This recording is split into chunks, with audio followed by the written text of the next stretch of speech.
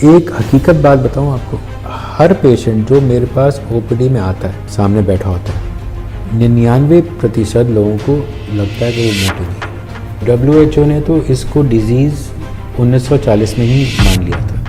1940 में? 1940 में WHO ने ये डिक्लेयर किया था कि ये एक ग्लोबल एपिडेमिक है। Oh wow.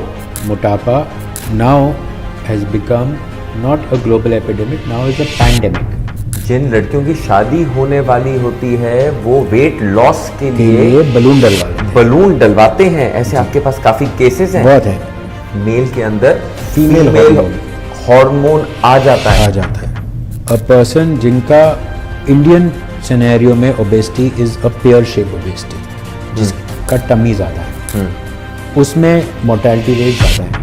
बट आपको सामने रखी हुई चीज़ इतनी अच्छी लग रही है, वो गुलाब जामुन इतना अच्छा लग रहा है या जलेबी रबड़ी इतनी अच्छी लग रही है कि आप सोचते हैं यार एक बाइट से कुछ नहीं होने।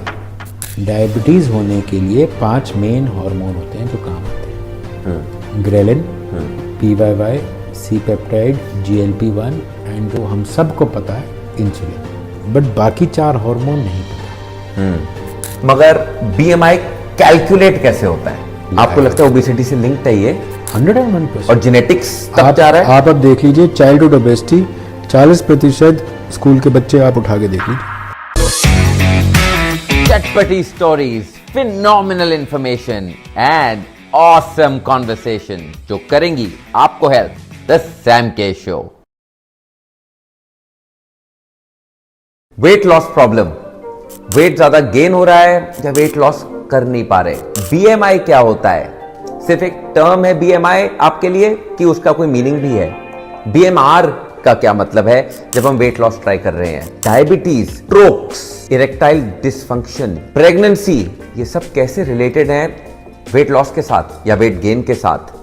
हमें आज बताएंगे डॉक्टर आरुष सबरवाल, जो एक जाने माने पेरियाट्रिक सर्जन है। अब पेरियाट्रिक सर्जन कौन होते हैं उसके बारे में भी आपको पता चलेगा कि क्या क्या यहां पर आपके लिए समाधान है अगर आप वेट लॉस में हैं इंटरेस्टेड। डिजीजेस से बचेंगे आप और आपकी लाइफ हो सकती है 100 टाइम्स बेटर। देखिए इस पूरे वीडियो को, क्योंकि ये जाने माने सर्जन जो आज मेरे साथ बैठे हैं यहां पर, एक अजीज दोस्त भी है मेरे। इनको मैं 30 साल से जानता हूं। इन्होंने अपनी लाइफ ट्रांसफॉर्म करी है और ये एक टाइम पे तकरीबन 120 केजी के थे, आज हैं ये तकरीबन 70 केजी के। इन्होंने अपने ऊपर जो आजमाया है, आज आपको ये बताने वाले हैं कि आप भी कैसे आजमा सकते हैं ये अपने आप पर और अपनी लाइफ बेटर कर सकते हैं। आइए मिलते हैं डॉक्टर आरुष सबरवाल से। डॉक्टर आरुष सबरवाल, हाँ जी, thank you so much for coming to the Sam के शो। Thank you. स्वागत है आपका। बिकॉज आप आजकल काफ़ी बिजी हैं। आपको ऑनेस्टली इतनी मुश्किल से आपकी अपॉइंटमेंट मिली, क्योंकि आई हर्ड आप दलाई लामा के पास गए हुए थे to collect an award for CGHS। How was that? अच्छा था, उन्होंने हमारे को रिकग्नाइज किया as the super specialised surgical clinic, जो कि बेसिकली सरकारी लोगों को भी बेसिकली केटर करता है, बिकॉज सरकारी रेट्स कम होते हैं एंड उस रेट में भी अगर आप किसी को केटर करें तो and we were the first ones. हम लोगों ने CGHS बैरिएट्रिक की हम ही ने शुरुआत करी है। पॉइंट की जैसे मैं पूछ रहा था, आपने कितने यहाँ पर पेशेंट्स के साथ अभी तक डील करा है? ओवरऑल एक नंबर क्या होगा वो? सी प्री कोविड हम लोगों ने, मैंने अपना वैसे ही निकाला था, I was just sitting around because Covid में किसी का काम था नहीं, तो खाली दिमाग शैतान का दिमाग। हाँ। तो क्या करें। तब प्री कोविड हमने देखा था, हमने 5000 मरीज कर चुके हैं ऑपरेट। 5000 कर चुके थे? हाँ जी। क्योंकि मैं आपसे पता क्यों पूछ रहा था, क्योंकि मैंने देखा 2014 से लेके 2023 तक एक सर्वे हुआ था टाइम्स ऑफ इंडिया का। उसमें as a super speciality centre जो आपका है SCOD, जो आपने फाउंड करा, आप हेड करते हैं जिस सेंटर को, वो नंबर 1 रैंक करा गया टू हैंडल ओबेसिटी, जो एक डिजीज मानी जाती है आज की डेट में। जी। सो आप क्लासिफाई करेंगे ओबेसिटी को as a disease? Is this what WHO भी कह रहा है, प्रमाणित कर रहा है ये बोल के कि ये डिजीज है? जी, WHO ने तो इसको डिजीज़ 1940 में ही मान लिया था, उसी के 1940 में? 1940 में। उसके बाद अराउंड लेट 90s 1975 या इसके इट हैड WHO ने ये डिक्लेयर किया था कि ये एक ग्लोबल एपिडेमिक है। Oh wow. मोटापा now has become not a global epidemic, now is a pandemic. मोटापा, सीरियसली? जी, that is also a, you know, according to the recent WHO thing. And मोटापा is a मतलब एक ऐसी बीमारी है जिससे और बहुत सारी बीमारियां जुड़ी हुई हैं। ये लेके आता है और काफी बीमारियां अपने साथ। आई थिंक आपसे बड़ा कोई एग्जाम्पल है नहीं, और मैं स्क्रीन पे एक्चुअली लगाना भी चाहूँगा देन एंड नाउ फोटो आपकी अपनी की कि मैं आपको अब तकरीबन 30 साल से जानता हूँ। हाँ जी। इससे पहले कि आप डॉक्टर भी बने थे। हाँ जी। राइट। और जब मैं वो लेके चलता हूँ, वो जो आरुष सबरवाल थे उस समय और अब जो डॉक्टर आरुष सबरवाल हैं, दोनों में ज़मीन आसमान का फ़र्क है। आपने जो ये ट्रांसफॉर्मेशन करी है वो मुझे बहुत इंस्पायर करी है। I am thank you. मतलब एंड आई थिंक हमारी जनता को भी ये समझ आना चाहिए कि अगर कोई यहाँ पर बात कर रहा है कि वेट एक प्रॉब्लम है और वेट लॉस एक सोल्यूशन है बहुत चीज़ों के लिए, जो हम आज बात करेंगे, तो I think proof is in the pudding, English में जैसे कहते हैं। हाँ जी।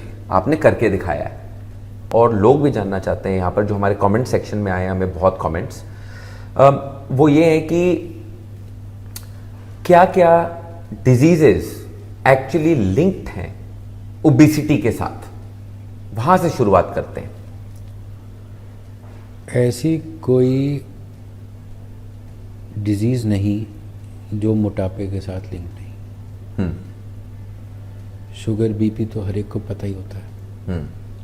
कराटे मारना, इसको ऑब्स्ट्रक्टिव स्लीप एपनिया कहते हैं। और स्लीप एपनिया काफ़ी, और स्लीप एपनिया बहुत ही, and it is very dangerous. आप सोते सोते आपकी सांस बंद होकर आप मर सकते हैं, अगर आप देखें। स्टडीज़ कहती है, मतलब हम लोग तो रोज़ देखते हैं, but studies also show that sleep apnoea, female infertility. आजकल इतने लोग, बिकॉज यंगर जनरेशन इज के थोड़ा डिलेड प्रेगनेंसी होती हैं, they want a child after settling down, and then after marriage they have a tendency to gain weight, and generally basal metabolic rate जो है वो स्लो हो जाता है 40 के बाद। तो अगर आपकी प्रेगनेंसी 40 के बाद है, all the more reason you are already have a slower BMR, आपका वेट लॉस थोड़ा मुश्किल होता है। You have to work I mean double और ट्रिपल द टाइम। BMR की बात करेंगे हम अभी इसके बाद। ये PCOS हो गई, फीमेल इनफर्टिलिटी। मतलब बेसिकली इसको भाजपन कहते हैं, मतलब हिंदी में भाजपन। सही बात है। So and male infertility, erectile dysfunctions, ये भी रिलेटेड है। ये भी रिलेटेड है आपका। आजकल जो बच्चे नहीं हो रहे, लोग सब IVF सेंटर्स में जा रहे हैं जी, तो वो रूट कॉज आप कह रहे हैं majority of the time obesity हो सकता है। ओबेसिटी, बिकॉज मोटिलिटी रेट कम हो जाता है। मोटिलिटी रेट कम हो जाता है। आपका जो मेल हार्मोन होता है टेस्टोस्टेरोन, हाँ जी, वो आपके चर्बी के अंदर, शरीर की चर्बी के अंदर वो ईस्ट्रोजन में कन्वर्ट हो जाता है, जो कि फीमेल हार्मोन होता है। मेल के अंदर फीमेल हार्मोन आ जाता है, तो वो कन्वर्ट हो जाता है। From testosterone it gets converted to oestrogen. ये बायोलॉजिकली आई एम श्योर कोई ज़्यादा हेल्दी सिनेरियो नहीं हो सकता, सुनने में तो नहीं लग रहा। नहीं हेल्दी नहीं। फिर उसके अलावा आपको मतलब पैरों में वेरिकोज वेन्स हो जाती हैं, गाउट हो जाता है, घुटने खराब हो जाते हैं, पीठ में दर्द हो जाती है। ये सब जो आए दिन हम देखते हैं। हार्ट के साथ कोई हार्ट के साथ क्या होगी? मतलब आपको हार्ट अटैक के चांस ज़्यादा हैं। अ पर्सन जिनका इंडियन सिनेरियो में obesity is a pear shape obesity, जिसका टमी ज़्यादा है, उसमें मोर्टेलिटी रेट ज़्यादा है okay when you compare to the truncal obesity जो ओवरऑल मोटा है। सो बाहर आप देखेंगे अमेरिका और इन तरफ वहाँ पे ओवरऑल मोटापा ज़्यादा है, चौड़ाई भी ज्यादा है, चौड़ाई भी ज़्यादा है, लंबाई भी ज़्यादा है, सब कुछ ज़्यादा है। हमारे यहाँ पे पेयर शेप्ड है, ठीक है, बब्बू गोशे की तरह, बिल्कुल। जो ऊपर से पतले हैं नीचे से मोटे हैं। बहुत बड़ी बात कर रहे हैं, बिल्कुल आप सही कह रहे हैं। और वो डेंजरस ज्यादा है, वो ज़्यादा डेंजरस है। जो पेयर शेप ओबेसिटी है, जो वो बब्बू गोशे की तरह है, वो ज़्यादा डेंजरस है, वो ज़्यादा खतरनाक है। जिसको और पुराने जमाने में हेल्दी बोला जाता था। जी जी। देखिए, ओबेसिटी की बात होती है। अब ओबेसिटी को हम कैसे हैंडल करें? ये एक हार्मोनल प्रॉब्लम है कि ये एक प्रॉब्लम है जो सेल्फ इन्फ्लिक्टेड है, ये हम अपने ऊपर जुर्म ढा रहे हैं, या तो ज्यादा खाना खा के या ना एक्सरसाइज करके। इसके जहां तक एज ए लेमैन मैं लेके चलता हूं, मेरे को दो ही नजरिए दिखते हैं। सो आपको लगता है ये दोनों वैलिड है कि एक ज्यादा वैलिड है? नहीं, देखो ऐसा है कि ओबेसिटी है ना, इसकी एक डेफिनेशन है। It is defined as a metabolic disorder. I am sorry, मैं इंग्लिश में बोल रहा हूँ, बट ये एक मेटाबॉलिक डिसऑर्डर है जो कि या तो ओवर कंजम्पशन या under utilisation of the caloric substrate. इसका मतलब ये हुआ, या तो आपका खाना ज़्यादा है या आप उतना एक्सरसाइज नहीं कर रहे जितना आप खाना खा रहे हैं, क्योंकि उससे आपका बर्न नहीं हो रहा। नहीं, मैं भाई it is a very old saying that obesity does not run in the family. Only problem is that there is nobody running in the family. सही कह रहे हैं। और क्या क्या हमें इश्यूज आपको लगता है? Hormonal cancers, hormonal cancers. आप आजकल लेटेस्ट आप स्टडी उठा के देखें कि hormonal based cancer, specifically breast cancer जैसे लेडीज़ में, या प्रोस्टेट कैंसर मैन में, बिकॉज ये दो सबसे कॉमन कैंसर्स हैं, breast cancer in women and prostate cancer in main. Hormonal based cancer में रेकरेंस भी मोटे लोगों में ज़्यादा है। अगर आपने ब्रेस्ट कैंसर डायग्नोज हुआ एंड यू आर बिग, आपने ब्रेस्ट कैंसर ऑपरेट करवा लिया, उसके बाद आपने अपना मोटापे का कुछ नहीं किया, तो वो दोबारा हो सकता है। Oh, so it can flare up. So breast cancer या हार्मोनल कैंसर के रेकरेंस रेट्स भी आपका ज़्यादा होते हैं। आपके पास डॉक लोग जो आते हैं कंप्लेन करते हैं और being body shamed? lot of them are depressed. Lot of them. I mean, this is something which, I mean, I believe कि हम तो स्कूल से ही देखते होते थे, you know. I was a sports captain at that particular time, but so I was not, because मेरे पास तो ऐसा कुछ खास बॉडी वेट था नहीं। बट इन आवर स्कूल, हमारे स्कूल में कितने ऐसे मोटे लोग थे जो जिनको बॉडी शेमिंग करते थे। आपने करी हो या ना करी हो, मैंने तो कभी नहीं करी, because I had in my family only who were big, and I always wanted to protect them, because I know what it takes कि दिमाग के साइकोलॉजी में क्या असर पड़ता है। आप किसी को मोटा मोटा कहते रहो, किसी एक। Doc, if you don't mind, I want to flashback to your school and college days. हाँ जी, जब से मैं आपको जानता हूँ, हाँ जी। आपको कभी ऐसा फील हुआ था? बिकॉज यहाँ पर I would like everyone to, if you are comfortable in talking about it obviously, कि जब आप ओवरवेट थे, आपका वेट क्या था उस समय at your peak? At my peak मेरा 114 किलो वजन था। क्या हाइट थी आपकी? हाइट क्या है? 5'8", 5 फुट 8 इंच। सो आप कितने केजी ओवरवेट थे? I was nearly about 25-30 kilos overweight. But क्या प्रॉम्प्ट करा आपको to go towards losing weight? बच्चों का प्यार। एक्चुअली 2015 में हमारे बच्चे हुए थे, तो एंड उस टाइम पे मेरा वज़न 114 किलो था, जो मैं आपको शेयर किया था एक फ़ोटो, आई डोंट नो।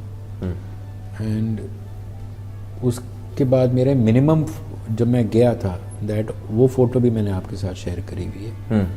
वो वाटर ट्रांसफॉर्मेशन। हाँ, सो वो that was complete transformation for my kids because I wanted to play with them. आपने उसको एक इंस्पिरेशन बनाया है। हाँ। सो लोगों को यहाँ पर एक इंस्पिरेशन बनानी है अपने लिए, मेरे को- चाहे वो एक वाइफ है या बच्चा है या खुद सेल्फ भी तो होता है, सेल्फ लव है। मेरे को सिर्फ बच्चों के लिए था कि जो जैसे हम एज करते हैं लाइफ में तो हमारे चांसेस वेट लॉस करने के थोड़े हार्डर होते जाते हैं जी जी कि अब मुश्किल हो गया, क्योंकि अब उम्र जो है 30 से 35 हो गई, 35 से 40 जी हो गई, जी 40 जी से जी 45 हो गई। जी जी 40 साल के बाद वैसे ही थोड़ा सा वेट लॉस करना मुश्किल होता है और दुगना काम करना पड़ता है उस काम के लिए, ठीक है ना। और दुगने काम का मतलब क्या है? एक्सरसाइज दुगनी कि खाना भी कम? सी कभी भी एक हाथ से ताली नहीं बजती, एक हाथ से सिर्फ थप्पड़ पड़ सकता है, ठीक है। ताली हमेशा दो हाथ से बजती है।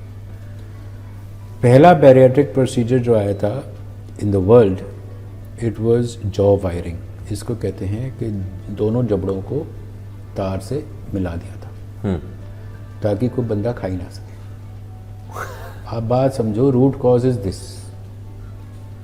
सिर्फ स्वाद का खेल है, अगर हिंदी भाषा में समझाया जाए, सिर्फ स्वाद का खेल। आदमी कभी भी पेट भरने के लिए नहीं खाता। स्टार्टिंग में वो कहता है यार ये बहुत स्वादिष्ट लग रही है, एक बार खा, या खुशबू, जो आपकी 5 इंद्रियां दी हुई हैं भगवान ने।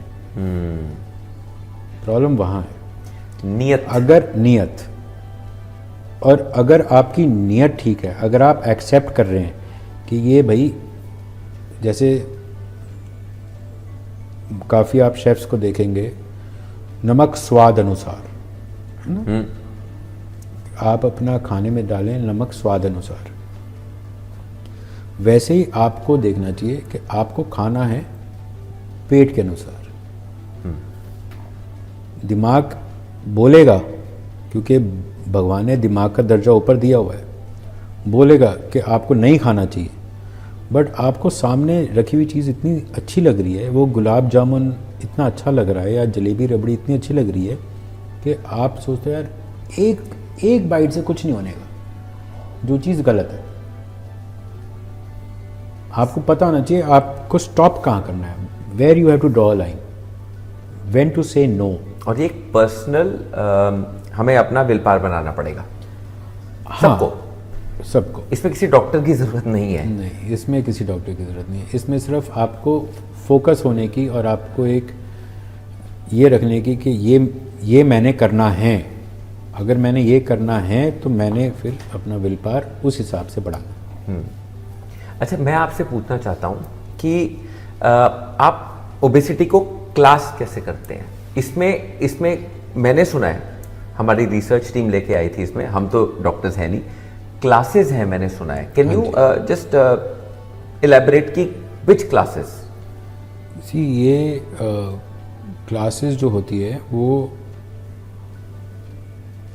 एक आपका नॉर्मल वेट होता है। जो normal weight is classified as less than 24.9 BMI।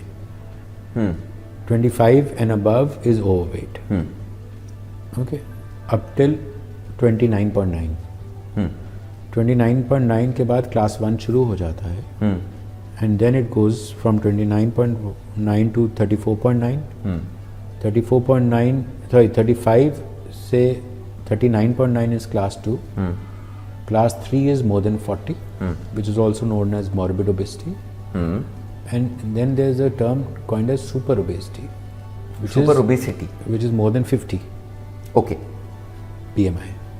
अब BMI समझना बहुत जरूरी है। मैं आपके पास मैं हर यही आदमी पूछने वाला था। BMI कह रहा है, तो BMI है क्या? मैं बताता हूँ सर आपको BMI क्या है।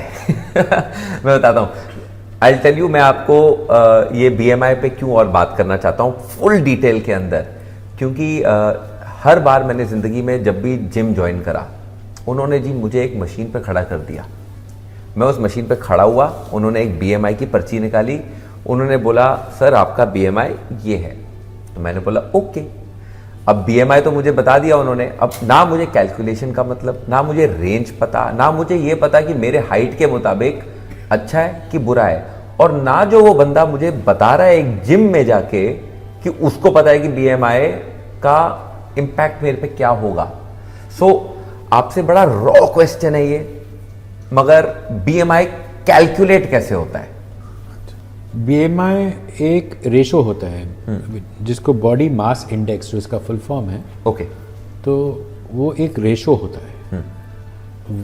It is weight in kilograms.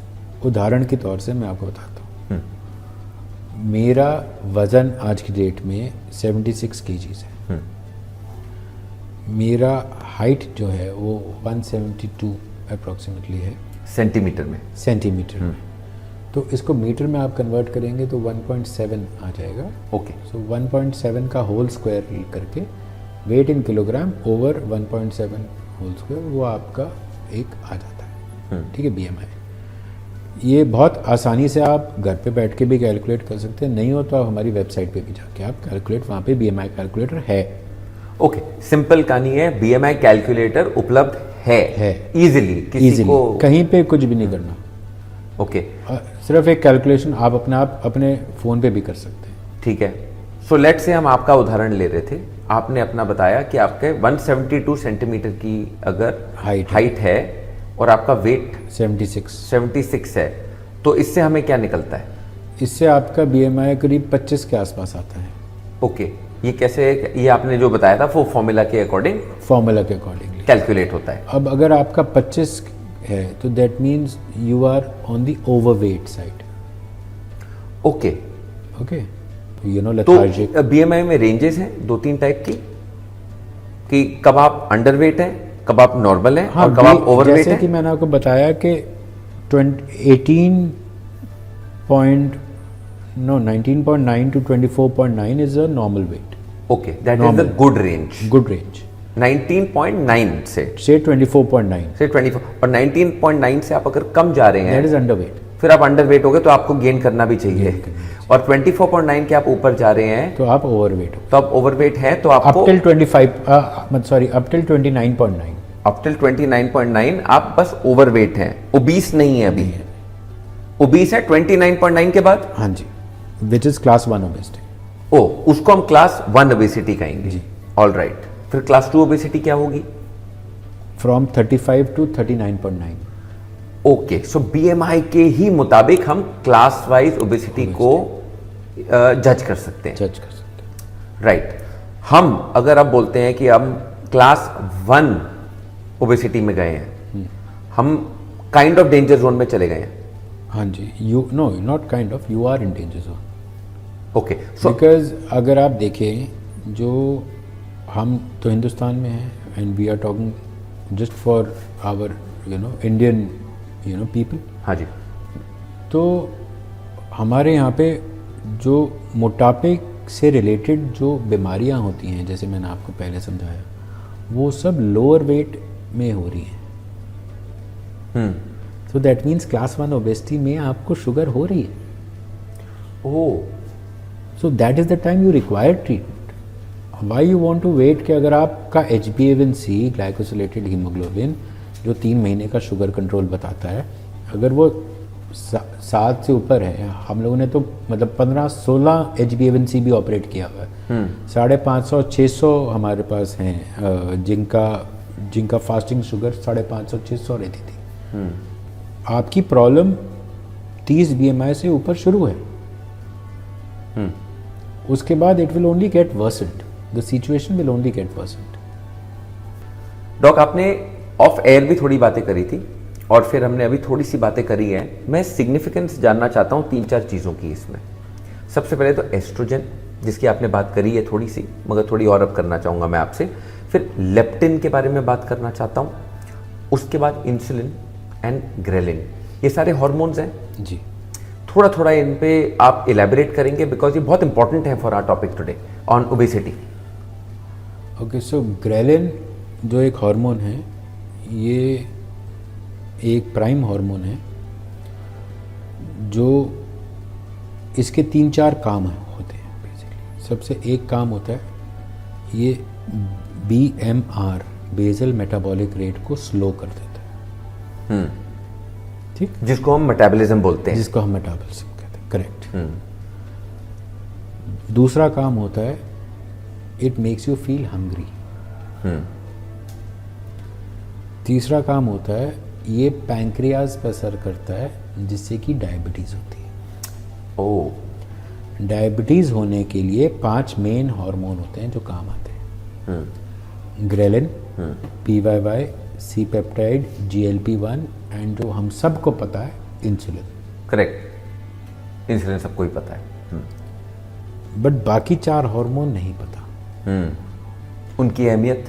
उनकी अहमियत यह है क्योंकि सारी काम ही ग्रेलिन से ही शुरुआत है।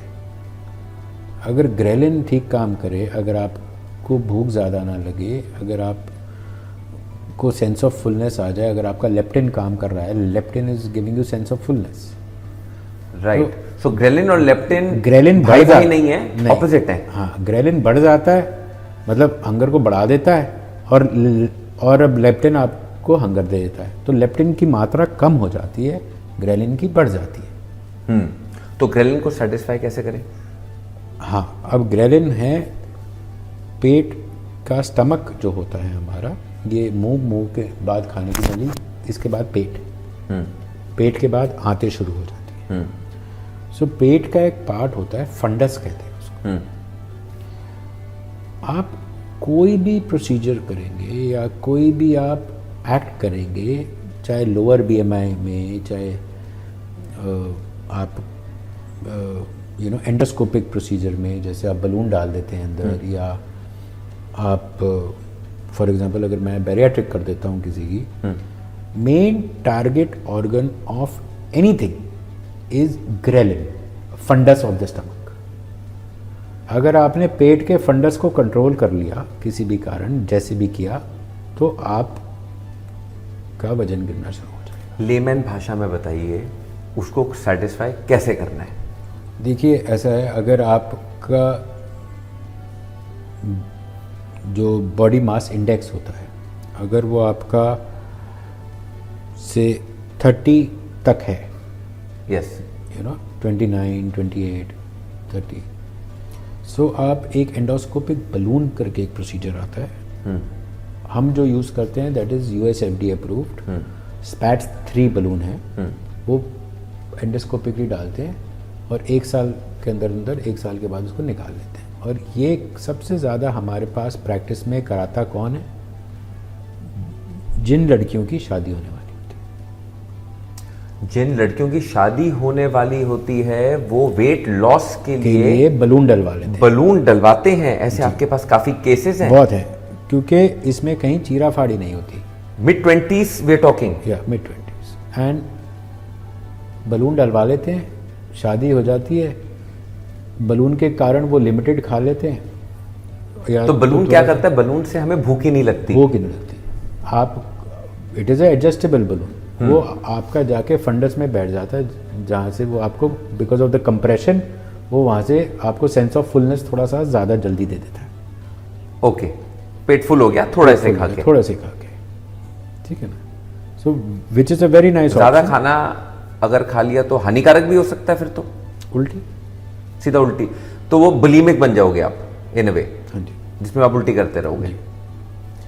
सो ये लड़कियां जो ये कर रही हैं, आप बोलेंगे ये सेफ है मगर करना? हाँ, सेफ है अगर आप एक एक्सपीरियंस्ड जगह जाओ और एक experience and US FDA approve चीज़ें लो। अभी एलुरियन बलून का एक बहुत बड़ा हाइप आया हुआ है, ठीक है। वो एक स्वॉलो पिल है कि जैसे आप और मैं बैठे हैं यहाँ पे, मैंने आपको एक बलून पानी के साथ गटका दिया, उसको पेट के अंदर इन्फ्लेट कर दिया, फिर तार खींच ली and you are ready to go out. It's a OPD procedure which is not US FDA approve. तो ये डेंजरस चीज़ है। राइट। मैं एलुरियन के फेवर में नहीं हूँ, क्योंकि मैं एलुरियन बलून अपने किसी रिश्तेदार के अंदर नहीं डालूंगा। ऑब्वियसली US FDA अप्रूव नहीं है, उसके अपने बहुत सारे पैराफेनेलिया हैं। हमारे हिंदुस्तान में एवरेज हाइट छोटी है लड़कियों की, और लेस देन 152 सेंटीमीटर्स हाइट तो एलुरियन बलून वैसे ही नहीं डालना चाहिए। कोई पहले पेट का ऑपरेशन हो रखा होगा तो Allurion balloon can not be put, क्योंकि अंदर आंतें चिपकी होती हैं। अगर बलून अंदर आंत के अंदर, बिकॉज बलून सोलो पिल है, वो अपने आप निकल जाता है उसकी वैलिडिटी सिर्फ 4 महीने की है, वो 4 महीने के बाद अपने आप पॉटी में निकल जाएगा। अगर रास्ते में कहीं आते रुकावट कर रही हो, कहीं इंटेस्टाइनल ऑब्स्ट्रक्शन हो और वो बलून जाके वहाँ अटक जाए तो दिक्कत आ सकती है। बिल्कुल। तो ये according to the Indian scenarios हमारे को देखना पड़ता है।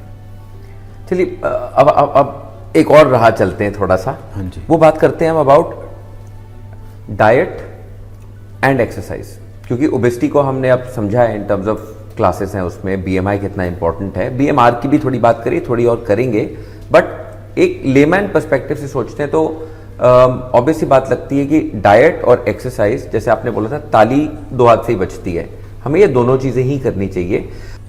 डाइट में अगर आपने मुंह को बंद नहीं किया एंड आपने सिर्फ एक्सरसाइज करी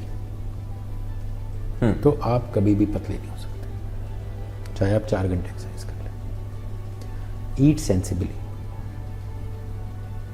सेंसिबल डज नॉट मीन कि मैं classify, I am not classifying pizza as bad food, please try to understand. मैं पिज्जा को बुरा खाना नहीं मानता, बट मैं पिज्जा को तब बुरा मानता हूं जब आपको अपने ऊपर भरोसा नहीं है कि आपने कितना खाना है, आपको खुद पता नहीं है कितना खाना है और कब खाना है। कब भी इंपॉर्टेंट है, कब ही इंपॉर्टेंट है, कब भी नहीं, कब ही इंपॉर्टेंट है। अगर आप पिज्जा डिनर में खा रहे हैं तो आपसे मतलब it is, I am sorry but you are not right. Yes. And नहीं, अगर आप खोलिए, खोल के बोलिए, आई अंडरस्टैंड आप क्या कह रहे हैं। अगर आप पिज्जा, अगर आप सुबेरे या दोपहर को फॉर एग्जांपल लंच में खा रहे हैं, you can still burn that calories. ठीक है। वाटर मेलन, जिसको हम हिंदी में तरबूज कहते हैं, जो हिंदुस्तान के 90% लोग जो हैं उसको पानी मानते हैं, उसका ग्लाइसीमिक इंडेक्स एक आम से भी ज़्यादा खतरनाक है। इसको आप ग्लाइसीमिक इंडेक्स का आपको कनक के साथ थोड़ा सा आप मगर शुगर की बात कर रहे हैं बेसिकली। शुगर, ये इसकी शुगर जो है ये बर्न होने में बहुत टाइम लगाती है। तो for diabetics a mango might be a better fruit when you compare to watermelon. क्योंकि नॉर्मल बंदा जो सोचेगा वो ये सोचेगा कि ये तो हार्मलेस फ्रूट है, हाँ, तरबूज पानी है, करेक्ट, सारा ही पानी है, मगर नहीं है। नहीं है। तो हमें वो समझ आनी जरूरी होनी चाहिए, जिसमें ऑब्वियसली एक न्यूट्रिशनिस्ट का एक ज़्यादा रोल, बड़ा रोल होता है। खैर वो टुडे का हमारा आज का एजेंडा न्यूट्रिशन की तरफ नहीं है, it's more to do with obesity को समझना as a disease. So let's go further. हमने एक्सरसाइज की बात करी, बट आई थिंक टाइम आ गया है वी टॉक अबाउट स्लीप, क्योंकि आम जनता हम देखते हैं रोजमर्रा जिंदगी जीते हैं, कॉर्पोरेट वर्ल्ड में जा रहे हैं, कोई स्टार्टअप कर रहा है, कोई बच्चा पढ़ाई कर रहा है, मगर सारी ओवरवेट है। ऐसा नहीं कि ओवरवेट एक पर्टिकुलर एज ग्रुप के ही लोग हैं, हालांकि आपके पास डेमोग्राफिक्स तो होंगे, आपने इतने पेशेंट्स हैंडल करें over the years, but point being, क्या ये कोरिलेटेड है कि अगर मैं कम सोता हूं तो मेरा वेट लॉस का चांस भी कम है या वेट गेन का चांस ज्यादा है? हाँ जी, इट इज़ साइंटिफिकली प्रूवन कि आपको एक अच्छी 8 घंटे की नींद सोनी चाहिए फॉर अ हेल्थी लाइफ। क्योंकि अगर आप फॉर एग्जांपल अगर आप 8 घंटे की नींद आपकी शरीर मांगती है और आप 4-5 घंटे में आप उठ जाते हैं किसी भी कारण, चाहे आप अलार्म लगा के उठ जाएं कि आपको सुबह फ्लाइट पकड़नी है, मतलब उदाहरण के तौर से, और उस दिन को आप एक नॉर्मल रूटीन से आप कंपेयर करेंगे तो आपको ऐसा लगेगा यार सुबह की फ्लाइट लिए बहुत थका हुआ हूँ, पूरा दिन थकान से रहेगा। थकान में आपसे जिम भी नहीं होगा, यू नो आपको लगेगा जाके थोड़ा आराम कर लूँ, थोड़ा सो जाऊँ कहीं। मगर ये कोरिलेटेड है कि हम ज़्यादा खाते हैं अगर हम ज़्यादा जागते हैं? हाँ, ये है, this is called as compulsive eating also. रात को कई लोगों को भूख लगती है एंड इट इज़ जस्टिफाइड, अगर आप जागे रहोगे तो भूख लगती रहेगी। एंड खाना खाने के 3 घंटे बाद सोना चाहिए। 3 घंटे का गैप होना चाहिए खाना खाना between you having your dinner and you going to bed. सो 8 बजे अगर मैंने डिनर खाया तो 11 बजे तक तो 11 बजे सोऊंगा। 10 से 11 बजे की ये डाइजेस्टिव सिस्टम के लिए कि something डाइजेस्टिव else? सिस्टम के लिए, like even if you going out for a walk और if you not doing, if you just walking around the house, you know, बैठना नहीं, खाने के बाद आधा पौना घंटा तो यू शुड वॉक, कोई एक्टिविटी करनी कोई एक्टिविटी होनी चाहिए। And there has to be a post dinner meal which you know any nutritionist, अगर आप कनक से बात करेंगे, she will also be able to tell you कि खाने के बाद जो खाना है वो बहुत इंपॉर्टेंट है। बहुत इंटरेस्टिंग बात कर रहे हैं आप, खाने के बाद खाना। हम नॉर्मली 3 मेजर मील्स करते हैं दिन की, ब्रेकफास्ट, लंच एंड डिनर। तो वजन किस में ज़्यादा बढ़ रहा है? एक फिर बंदा है जो 3 मील खाता है, एक बंदा है जो 1 मील खाता है, एक बंदा है जो 2 मील खाता है, और एक बंदा है जो 6 मील खाता है। तो and to by and large most of the nutritionist would you know tell you कि भाई हर 3-4 घंटे में कुछ थोड़ा बहुत खा लो। सो डॉक्टर साहब, आपसे मैं जानना चाहूँगा that I am sure you're in the business of making sure people are उनका वेट चेक में है, बट आई एम श्योर आप हैप्पीनेस भी डिलीवर कर रहे हैं बहुत लोगों को। मुझे कुछ केसेस बताइए जो इंस्पिरेशनल बन सकते हैं लोगों के लिए, या जिसकी बहुत आपने हेल्प करी हो। मैं आपको बताता हूँ, ऐसे बहुत अच्छे अच्छे केस हैं हमारे पास। एक हमारे पास लेडी थी जो 10 साल से ज़्यादा हो गए थे उनको शादी के लिए, बच्चा नहीं हो रहा था।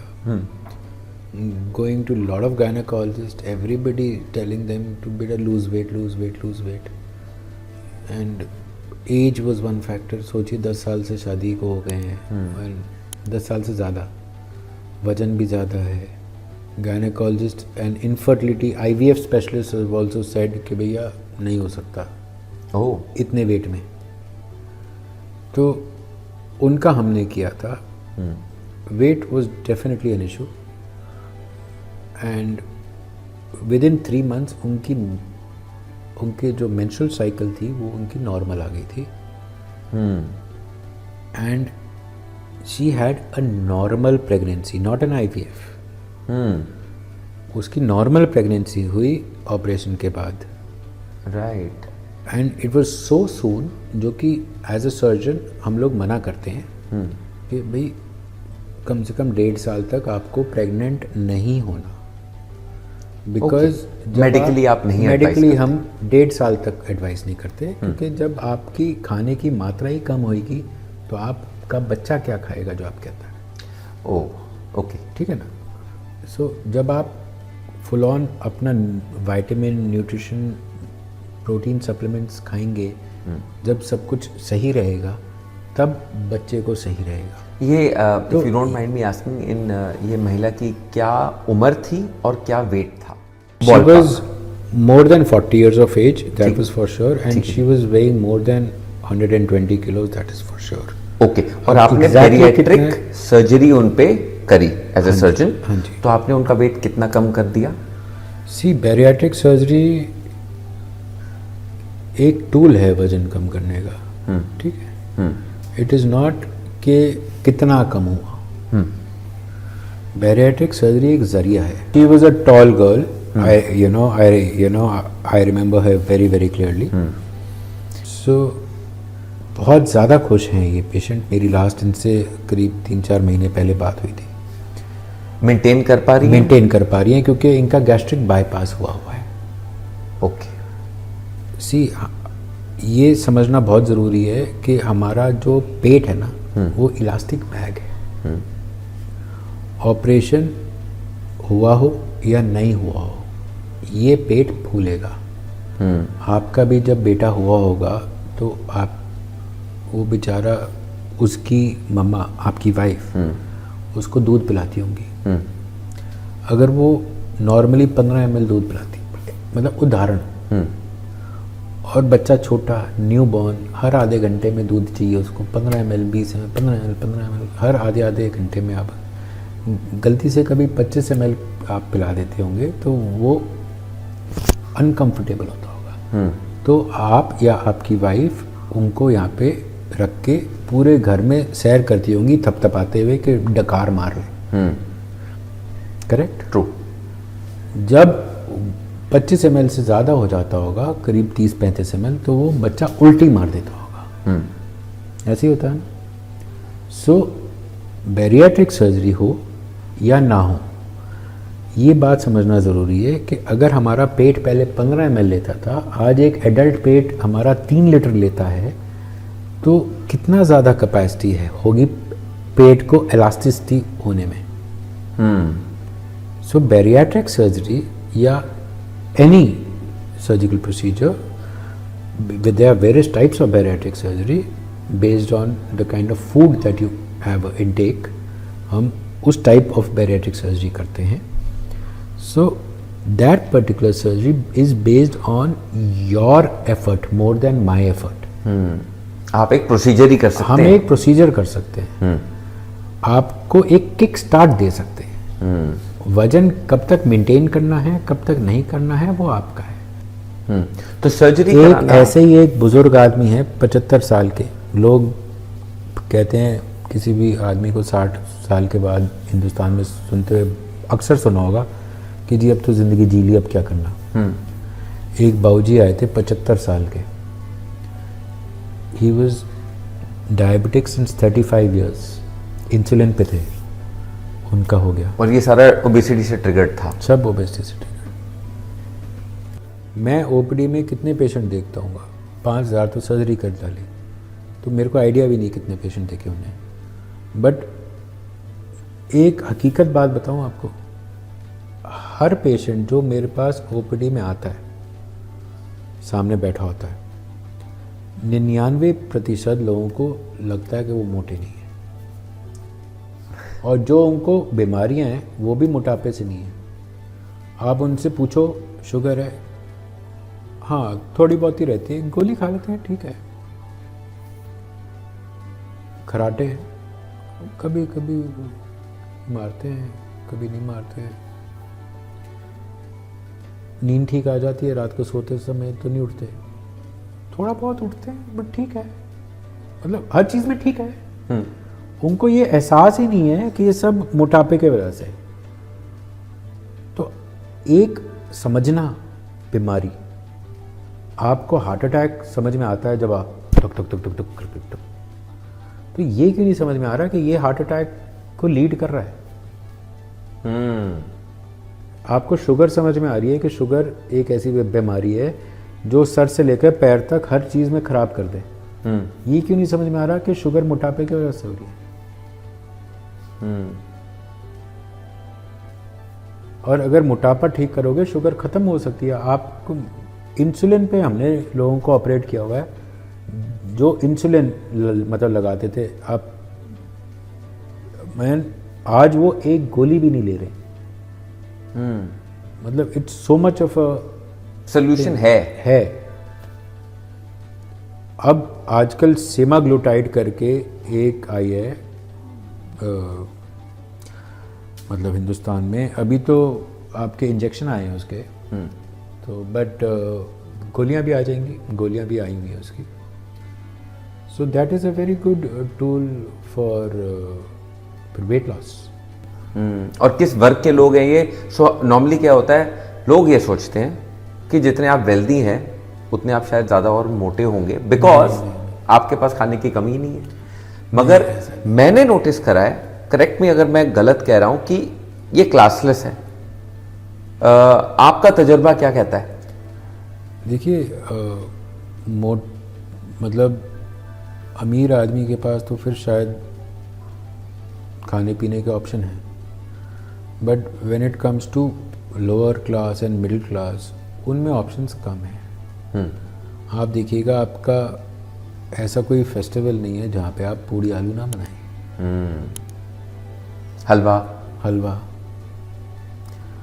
ऐसा, मतलब आजकल वेस्टर्नाइजेशन इतनी हो गई है कि हर लोअर क्लास है या तो एवरेज मिडिल क्लास या these guys wants to show. Yes, आज शो बिज चल रहा है।